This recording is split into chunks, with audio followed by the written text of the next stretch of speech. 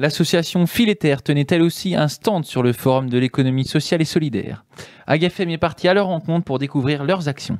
Bonjour Monsieur Giovannen. Bonjour, je suis le directeur de l'association Fileterre qui anciennement portait un autre nom puisque nous sommes la fusion de deux structures qui sont Oreca et Relais Enfants. Très bien, alors dans quel domaine intervient Fileterre? Alors Fileterre intervient dans plusieurs domaines. Nous sommes une recyclerie et la recyclerie du Cotentin, c'est-à-dire qu'on collecte tout produit à usage domestique, du meuble, de la vaisselle, des jouets, des articles de puriculture, des produits alimentaires, des vêtements bien entendu.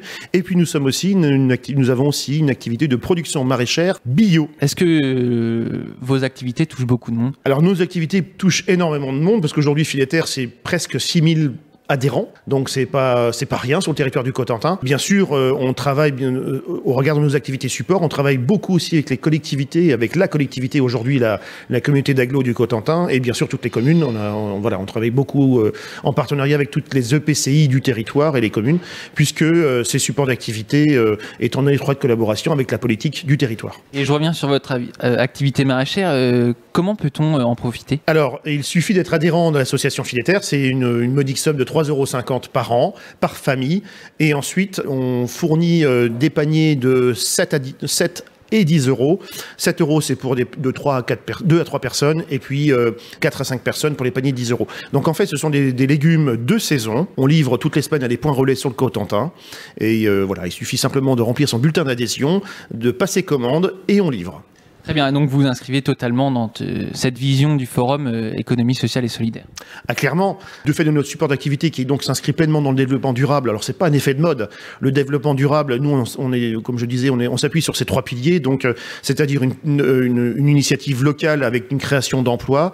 On s'inscrit bien dans une dynamique économique du territoire et on participe à la réduction des déchets et à une production propre, si j'ose dire, de produits finis.